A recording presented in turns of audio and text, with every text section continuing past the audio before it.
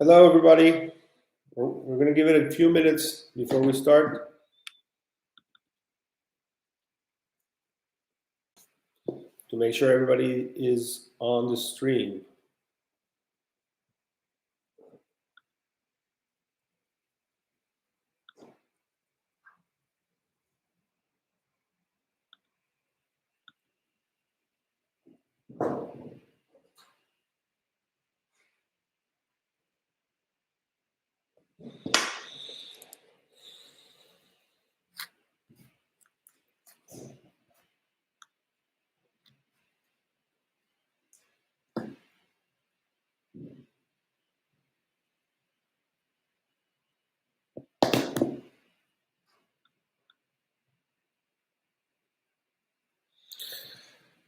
Hola, Arnau.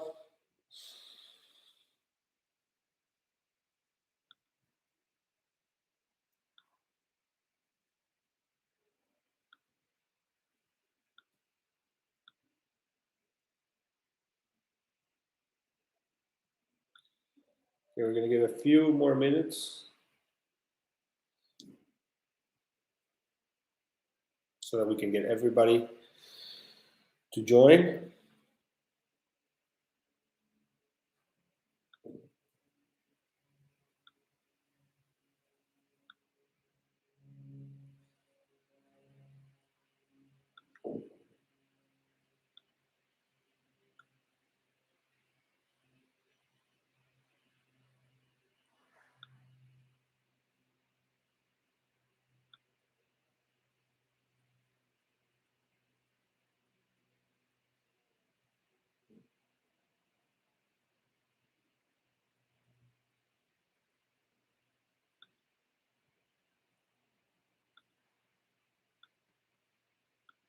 Okay, so a couple more minutes.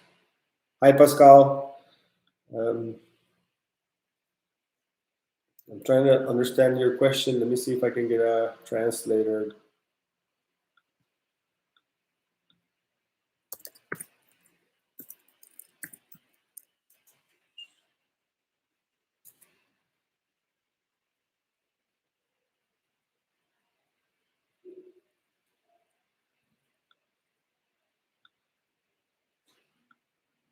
Pascal, while we wait, are you referring to our e-bike kit or our e-skate? I'm guessing it's our e-bike kit, right?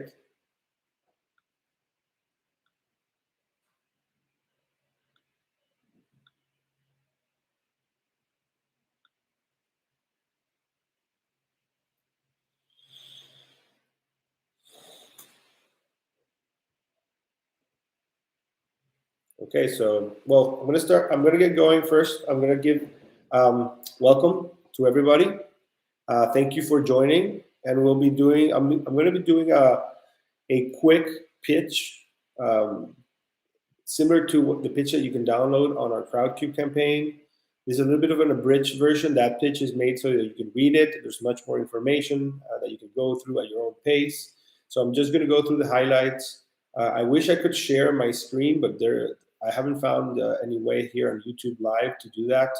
So basically, you can download, if you haven't downloaded it yet, you can go to our Crowdcube campaign and ask to download the pitch or the deck, and then you'll find basically all the info that I'll be giving out today. So hi, I'm Carlos Kubler. I'm the CEO and co-founder at Unlimited.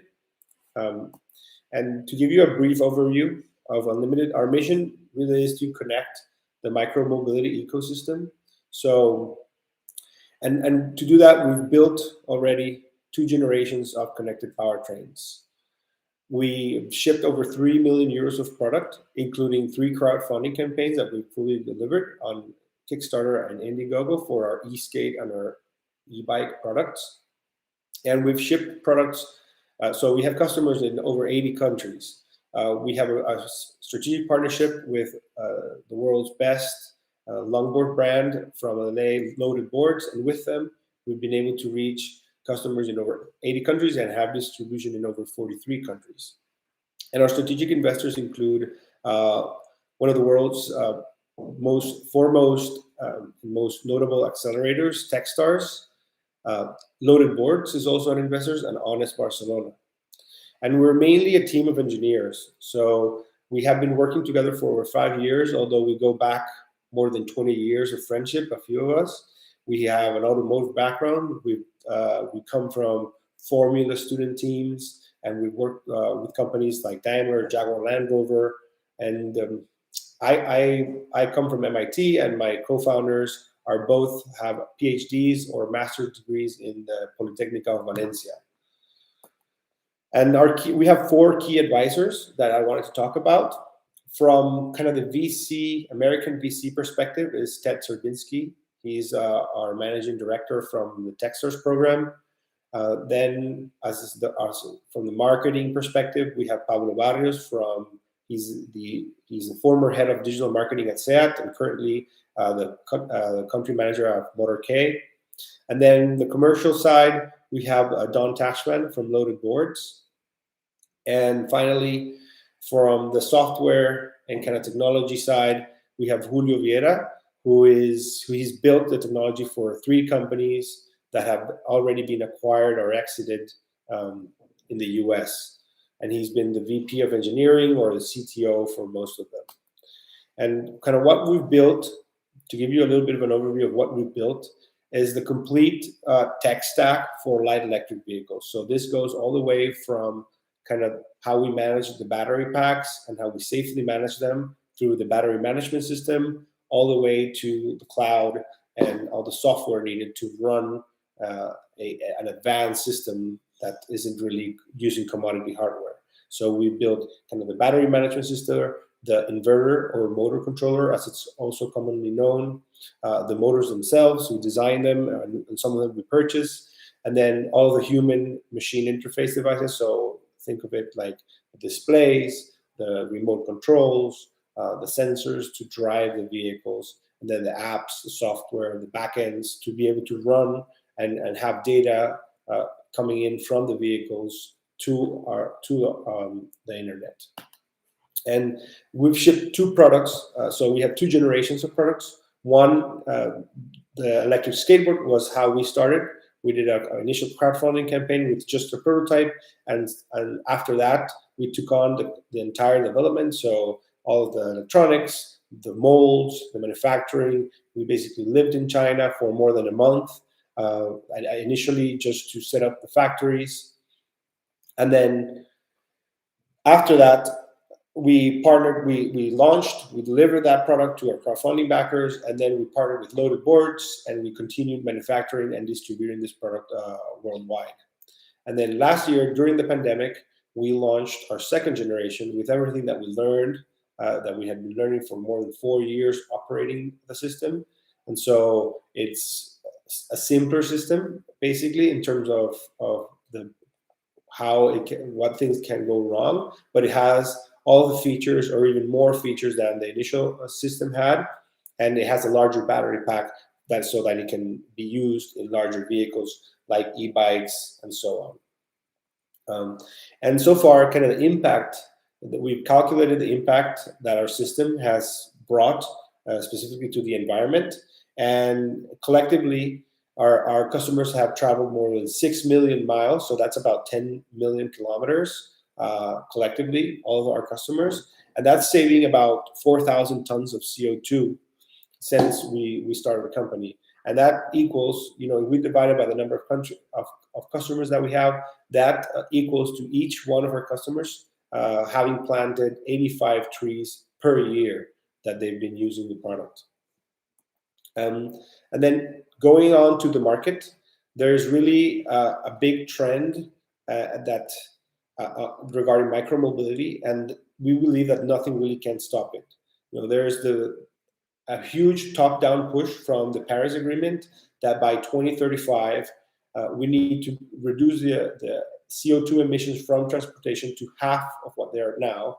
And then there's the other side that most of the world is moving to cities and is going to have access to transportation, to personal transportation. So right now, only about 20% of the population has access to personal transportation options, and it's estimated that in the next decade, more than 3.5 billion people will have access to personal transportation options, and a lot of them will be coming from micromobility vehicles. So a good analogy that we see here is similar to how the smartphones and how the adoption of the smartphone in more than 10 to 15 years jumped from 20% of the population to now more than 5 billion devices. There's something similar is going to happen with mobility and micromobility specifically.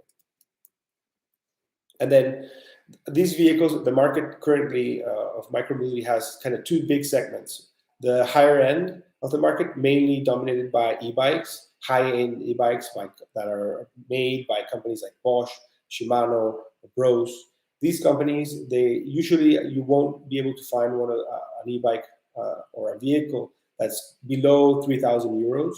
And so we believe that really the vast majority of the market of these 3.5 billion vehicles that will be coming in the next decade will be lower end. And then who's powering the lower end? It's mostly Asian suppliers that are building commodity hardware. Most of them really just focused on building very cheap, very easy to kind of replace hardware, but not really trying to think about advanced features and connecting them to the internet and doing the end-to-end solution.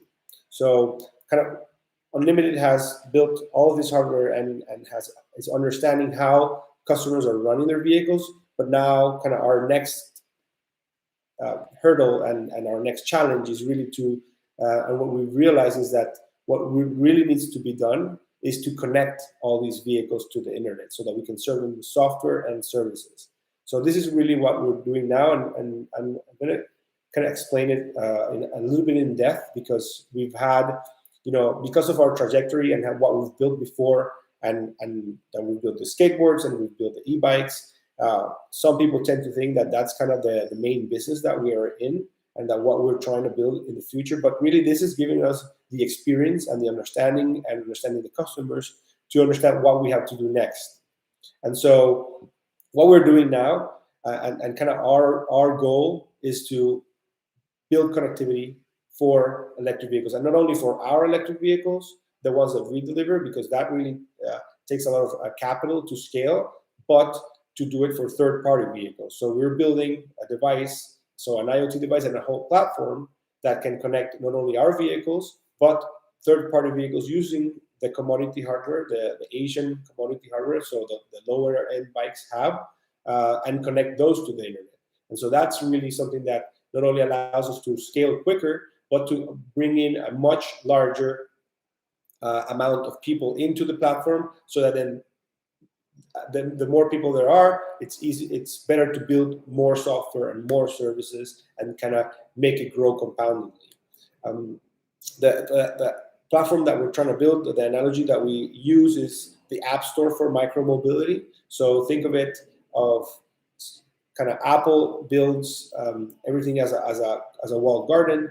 We believe that we want to build something like Android. So we set the structure, we build the interface with the vehicles, we build the APIs and some of the software and some of the services that we believe are easy for us to do. But then we open it up to third parties. So when this platform will capture the most value is when it's at the center of the ecosystem. So not only connecting our vehicles, but connecting third-party vehicles. So that be it e-bikes, lower-end e-bikes, higher-end e-bikes, scooters, and any other vehicles that are coming in the next decade to the platform, and then then on the other side of the platform, having accessories, software, services that are built by us and by third parties. And that's when really that it becomes interesting, when there's a large amount of people, riders on the streets with our vehicles, and then there's people on their own incentives, so third parties that want to serve them with services and software and accessories.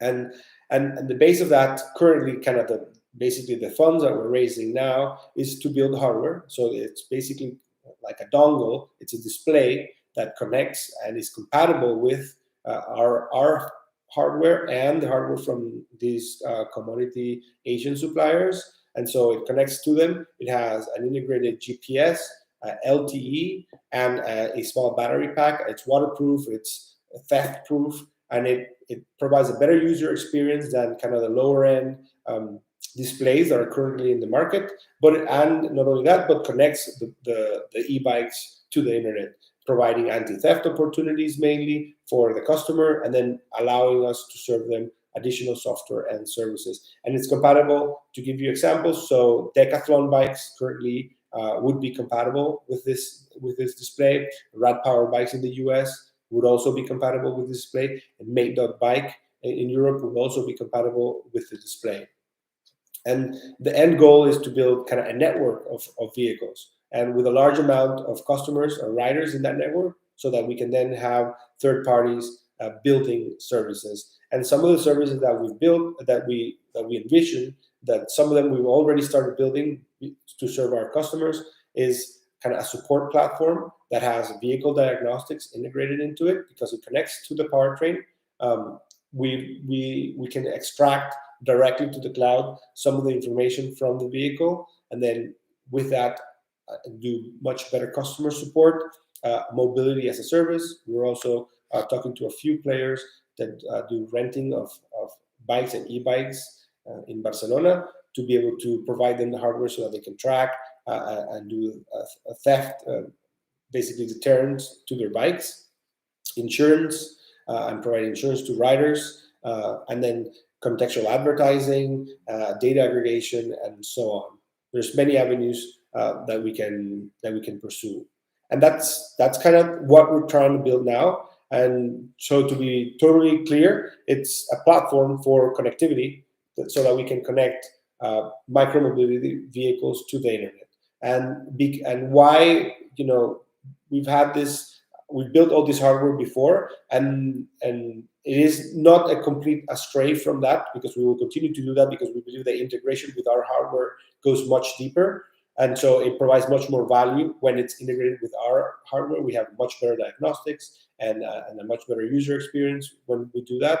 But the reality is that this is a much faster to scale, and much easier to do B2B sales with just the display device than trying to sell in the complete powertrain, which we can do later on once the display is proven. So most of the funds that we're raising now is to build the display, which is already in prototype stages, and we believe we'll be ready by Q2 of 2022. And now, so that's basically it for the pitch. You can go onto our Crowdcube page and ask for the deck. We'll give you access to it. You can download it. There's much more information about financial projections and how we believe this can grow. And then it has a lot of text in it, so you don't need me pitching it to be able to get most of the information there. And so we sent out a link with a form with a few where some people have left some questions that I'll be answering now. And then if there are any other questions that we can answer on the live chat, please do leave them on the chat on your screen, and we'll try to answer them if we can. So one question comes in and says, why are you doing this particular company instead of something else? Are you deeply passionate or uniquely qualified, or is it just the best opportunity for you at the time? And so what I can tell you is that our lives have been changed really and our commutes by the vehicles that we've built. We ride our skateboards and our bikes every day into our office, in our lives, to friends' house. And we really understand, I think we see the value of micromobility and how they are going to change, and how cities are going to be reimagined around micromobility, because we use them every day. All of the people in our team, everybody in our company rides micromobility vehicles every single day. And not only are we passionate about technology, about sports, riding bikes, surfing, skating, snowboarding, and that really has given us the ability to produce products that are, that adapt to our tastes and that provide that sense of thrill. But they have really changed our lives, and so we're deeply passionate about what we're doing. And we think not only that, but we think that 6 years ago when we started this, we started thinking about this. Micromobility really hadn't exploded, and we've seen how the market has progressed, and we really believe that we are on the right track because of that. So it's another question comes in and it says, it's clear for me that the platform could become like the Android for micromobility. From the huge number of possibilities that could come out of something like this, which things is Unlimited prepared to take on directly? So really, it is a big endeavor to build the App Store for micromobility and everything that is around that. But what we believe that we're experts in, because we've been building this for more than 5 years, is kind of the hardware and the vehicle integration. So our main focus is to build that hardware and that integration with the vehicles and with the powertrains, and then setting up kind of the infrastructure, the APIs, the backends, to be able to serve not only some of the services, but to have third parties come in and develop services and software that can run on the vehicles, or using data that's being generated by the vehicles to create then services and software. So our main kind of task, at least in the short term, is to build that vehicle integration, build those APIs and that standard infrastructure, so that then third parties can come in and develop additional services. There are some services which, as I explained before, we will be building, because kind of they are the easy ones for us to build, and that don't require us to really change the scope of the company. And so the next question actually goes to that, and it says, can you give some real tangible examples of the first things that you will sell on the platform? And we have 4 really core components that we already, some of them we've already been developing and testing. One is a B2B vehicle management software. So because we already have connectivity with the devices, and we've been building for our use case and for our support cases some of the software, we already have part of this built. And so the main concept is to build a support platform, so that once some vehicle brands start speccing this hardware and being able to connect to their customers and gather data from them and gather support and error codes and how they're using them, they can then provide them a better support experience by having basically an application that they can run and see data and track how they're supporting their customer. And this we would charge to the vehicle manufacturers depending on tickets or how many users they have on the platform. Then there is the white label customer facing app. So right now we also have this app that we've been developing first for the skateboard, then we integrated the e-bike, and now the idea is to make it kind of agnostic to the vehicles. And the main concept is to be able to this app that has integrated diagnostics and communication with the customer, to be able to build this as a white label for bike brands that don't have the technology muscle to build it in-house, or to integrate with them and kind of sell that also as a service once they're speccing the hardware, right? Then specifically services that we want to provide directly to customers is energy assurance. So basically, you can think of it as an insurance for your battery pack, where you can kind of pay a subscription and to always have a certain kind of a minimum expected health of your battery pack. Once you use it up to that point, then you send us in your battery pack, and we will replace the inner cells for new cells, and we would recycle those cells or upcycle them into stationary storage, and then provide you with basically a brand new, fresh battery pack. And then as you continue to be on that subscription, you will always have kind of a fresh pack with a minimum standard of health. And then finally is insurance. So there's third-party liability insurance and crash and health insurance for people you're riding on the streets. There are cars, motorcycles. It is sometimes pretty dangerous to be riding these bikes, and not only for yourselves, but for third parties that are on the streets, pedestrians and so on.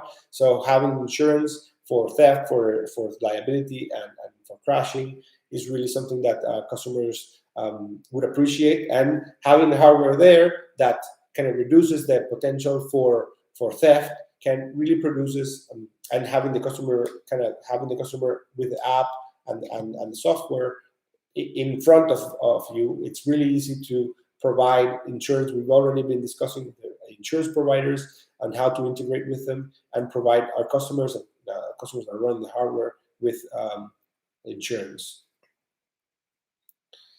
Well, there, Felix just chatted. How will you do insurance for the eboards too? And if so, only in Spain or in the whole EU? Well, Felix, eboards are, because eboards are not legal in many places. In Spain, they actually are, but in many countries, at least in Germany, they are not legal as we understand it, because they don't comply with a few of the directives that they have set forth.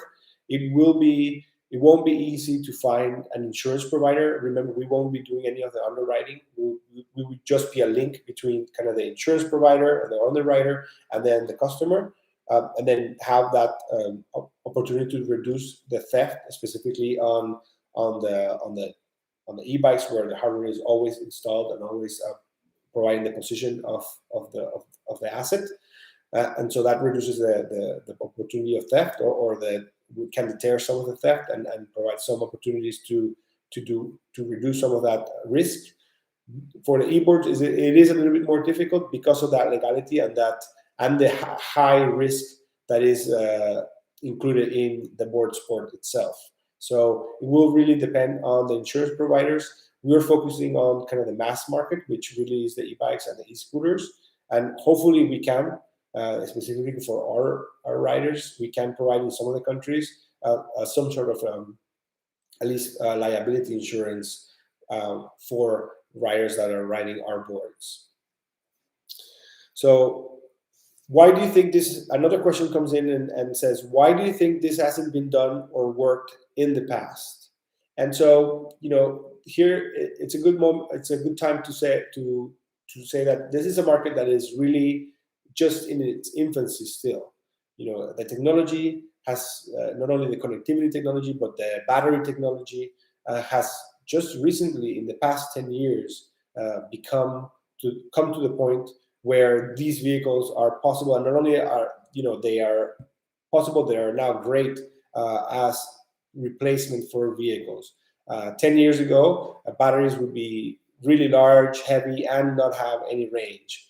Now we are at a great time because batteries are smaller and the range is really excellent on a small battery pack. So it's something that really hasn't happened, we believe, because it's in its infancy. And also, so in the segments that I described before during the pitch, the higher end segment is trying, so Bosch, Shimano, etc., they are starting to add in over-the-air firmware updates and more connectivity to their powertrains. But remember, this is only the high end of the market, and they're also building it as a walled garden. So they're building it for their powertrains and competing against each other, trying to build as many features, pack in as many features into their powertrains as compared to the others, so that they can beat each other out. But really not trying to open it to third parties and not make it compatible across vehicles. So, and then in the lower end, really most of these manufacturers are just factories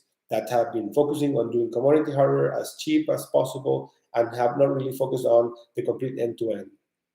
And so that's why we believe really this hasn't happened before, and nobody has built kind of a proper device as a display that can run additional software and services on these devices.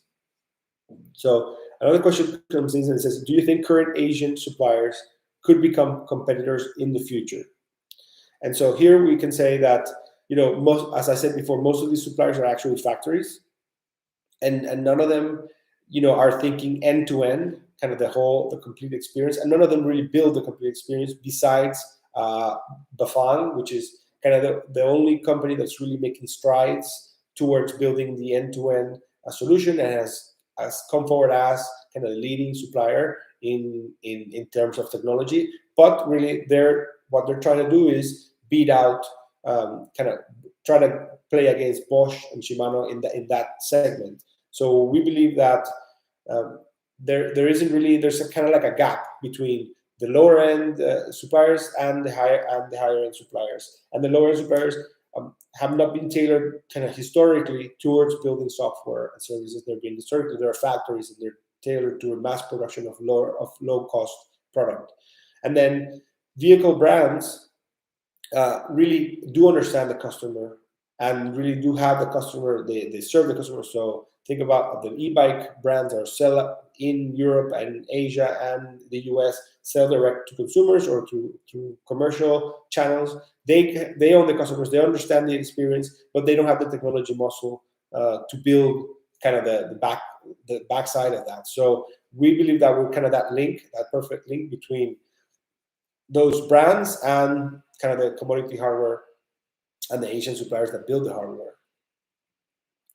Another question comes in and says, what are you going to do if one of the big players like Bosch or Shimano moves into the space or has this vision?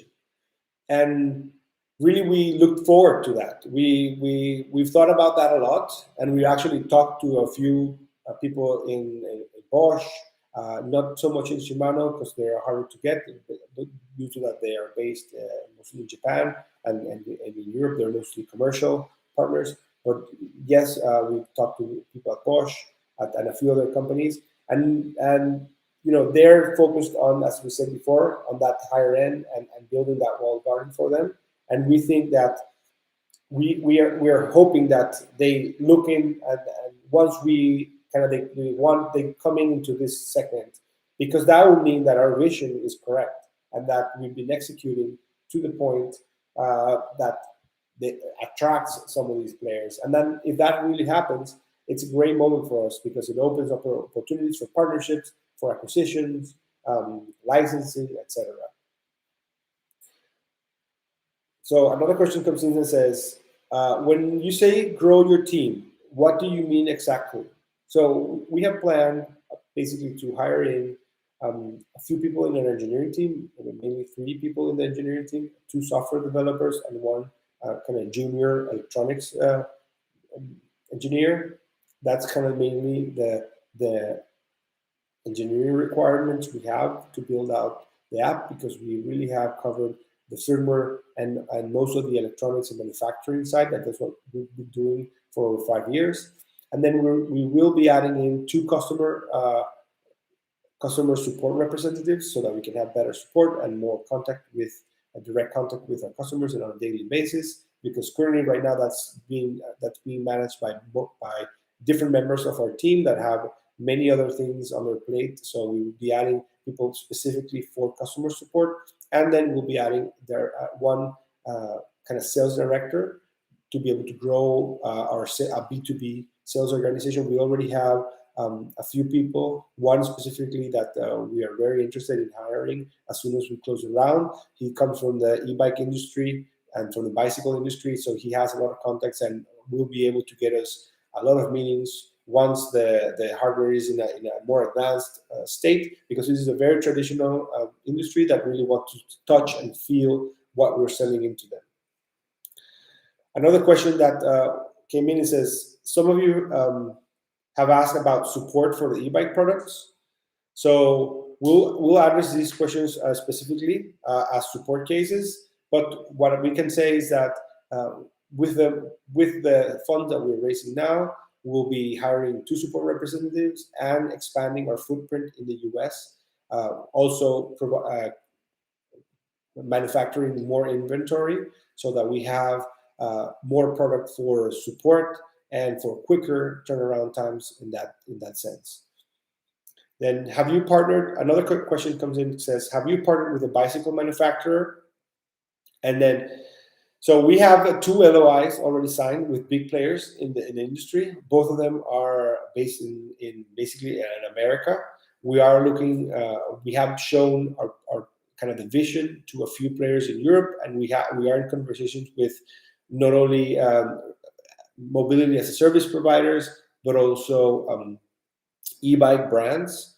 But with these 2, we've already signed LOIs about purchasing with one, not only the display to interface with their current supply chain of Asian commodity e-bike hardware. So, and to explain to give a little bit of context here, most of these companies, e-bike brands, they have to they basically do their product lineup, they set up their manufacturing, and they want to de-risk as much as possible, right? They want to have, and they already have relationships built, and they have tested product, with these commodity suppliers of motor controllers, battery packs, motors, etc.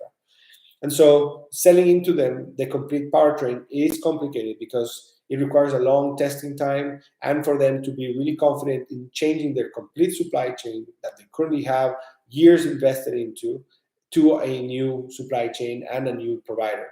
But the display itself really is less of a risk because it interferes with what they currently have, and there is much less risk of the whole product becoming unusable, and just having or having any accidents, or less liability problems. So there's less risk, and it's easier to sell that product into these brands.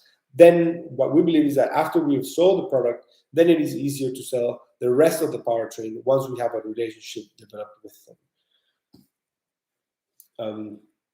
And then the final question that we have here is, do you think that there's a better person to lead the company in the long run? And here what I can say is that I am at the disposal of the board and the shareholders, and if at any time they believe that there is someone better to lead it, then I will gladly step aside, and because that would be probably better for the company in the long run. So if there are any other questions, please do provide them in the chat. If not, then we'll be closing live in a few minutes.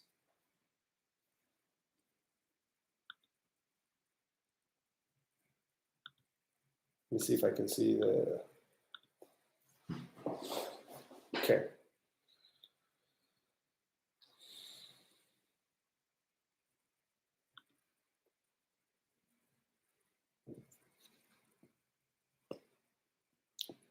Okay, so I'll be waiting for any other questions that come in.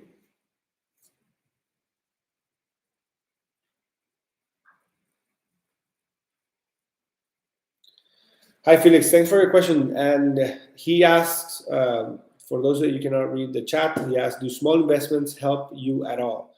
And they really do, because there's in the Crowdcube campaign, there are two things that kind of are worthwhile. One is, of course, the amount that has been raised, and we are working also with some larger investors to be able to push that for the last weeks of the campaign, to be able to give it more momentum and push it closer to the end. And hopefully we can have something closed by the end of this week or the next. And then there's also the number of investors.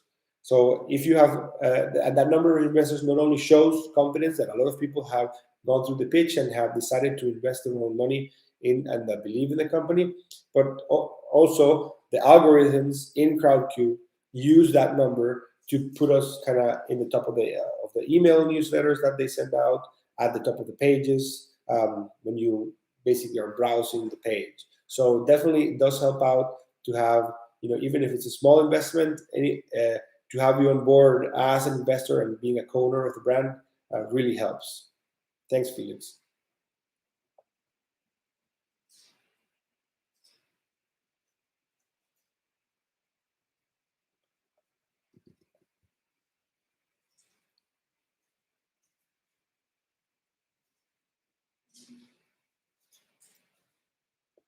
Okay, we'll give it a couple, one more minute, and if not, well, it's been a pleasure.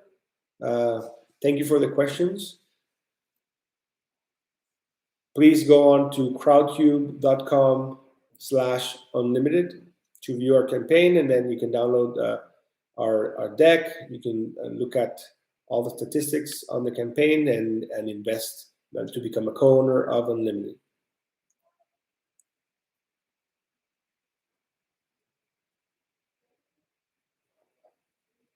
Okay. Well, bye, everybody. Thank you. Thank you for your time.